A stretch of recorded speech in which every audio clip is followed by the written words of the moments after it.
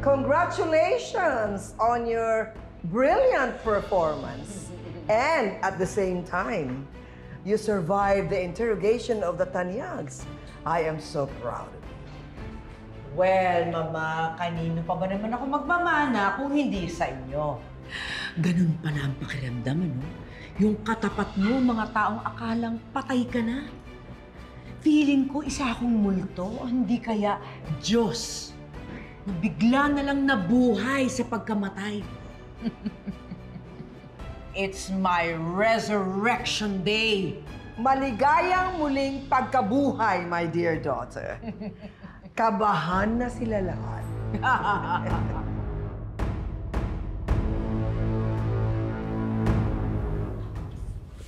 Giselle, tumawag ako dun sa kontak ko. And it's confirmed. Meron ngang farm sa Davao. At may lumaki doon na Morganago.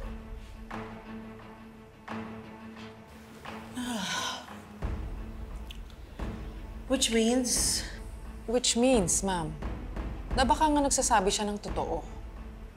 Baka nga hindi siya si Ninang Moira.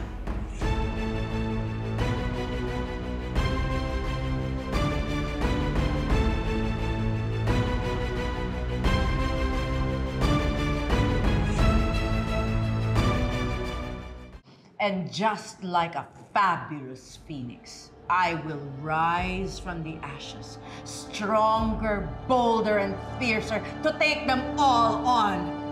At naniningkit literally ang iyong mga mata sa galit. I will burn them all! And I'm here to help you, my dear daughter. Sheshe, Mama. Sa laki ng naitulong mo sa akin, nakabawi ka na sa pag-iwan mo sa akin. Kung hindi dahil sa'yo, wala ako dito. Magpasalamat ka at updated pa rin ako sa mga nangyayari dito sa Pilipinas. Thanks to Daphne. Yes po, nakasubscribe po ako sa mga tanyag. Ay, sorry. Rotakyo po pala po kayo, Madam Moira. Madam Morgana po pala. And yes, alam ko po lahat na nangyayari sa buhay niyo. Sandali. Kung updated kayo, bakit kailan mo lang ako tinulungan? Alam mo namang napakaraming problema. Can you only help me then? Would you have accepted my help then? Eh, nung nasa kulungan ka, tinaboy mo ako dahil sa galit mo? Besides, my French husband was alive then, and he didn't know that I had children. Once he passed away, I could already do what I wanted to do. So now, what I really want to do is just to help you with your plans. Nakita mo kanina? Walang panama sa interrogation mo against the Tanyags. Dahil may hawak tayong pekeng katotohanan. So, lumaki lang siya sa farm at wala siyang maalala after that? Ano, nagka-amnesia ba siya? No. I think she's just lying. And I know it. Pero ate, paano natin ma-explain yung mga documents na nagpo-prove na hindi siya si Moira? Na siya talaga si Morganago? Actually, hindi ko rin alam, Obeng eh. I mean, paano mo din i-explain yung nararamdaman kong negative vibes na nararamdaman ko kapag nandyan si Moira na nararamdaman ko din kapag nandyan si Morgana? Hindi ko alam, ate. Wala din akong explanation dyan. Siguro matagal nang nag-reunion niyang mag-inang Chantal at Moira. At matagal na nilang iplinano to. At alam ni Zoe yan. Tita, sa tingin ko po walang alam si Zoe dyan. Kasi nung namatay po si Ma'am Moira, sobrang affected po niya eh. Di ba tayo, sobra po yung pag-grieve ni Zoe noon, nag-mental breakdown pa po siya.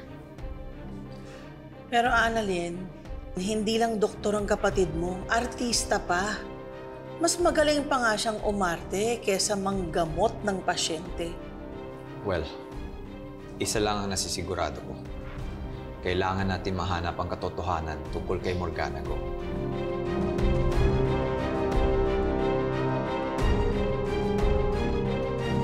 So what do you think are the Tanyags doing right now?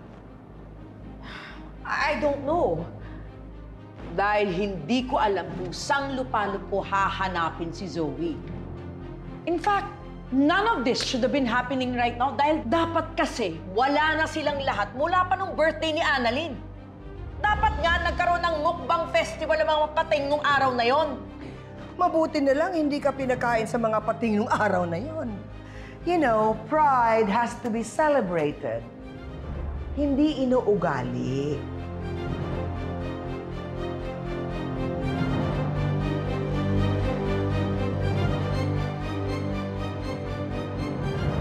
Kaya ko namang gawa ng paraan eh.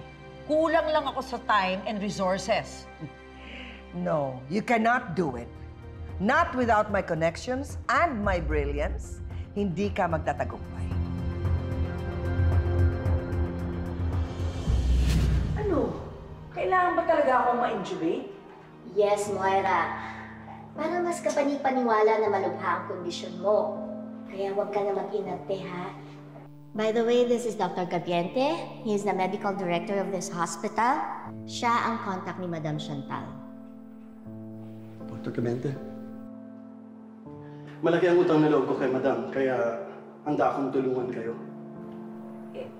Ano bang gagawin natin? Gumawa na ako ng DNR order mo, stating that you don't want to be revived kung sakali ma-cardiac arrest ka.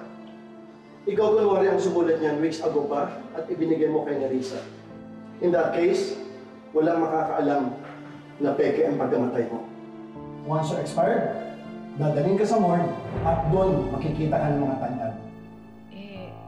Risa, sigurado ka ba na yung gamot mo magmumukha talaga akong patay? Oo nga. Petrodotoxin causes temporary paralysis. This will eventually slow down your heart rate and your respiratory rate. Kaya sa sobrang bagal, magmumukha ka talagang patay. Pero Moira, sure ka na ba talaga dito? Kasi kinakabahan ako eh. Oo naman. Basta kailangan magising lang ako sa tamang oras. Pero teka, paano si Zoe? Hindi mo ba hihintayin magising muna siya bago mo gawin tong mga plano mo? Kasi iisipin talaga nun na patay ka na. Eh di mabuti. Para hindi na magkaroon ng risk at masira pa yung mga plano ko. Ano? Ready na ba kayo? It's showtime!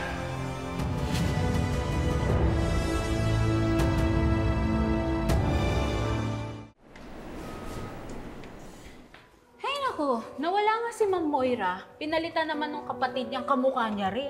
Diyos mo yan, di ba tayo titigilan ng evil spirits kahit nagpa-bless na tayo?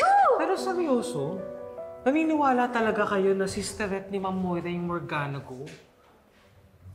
Or, hindi kaya talaga si Ma'am Moira yun? Eh, Mars, paano naman magiging si Ma'am Moira yun? Di ba nga patay na talaga siya?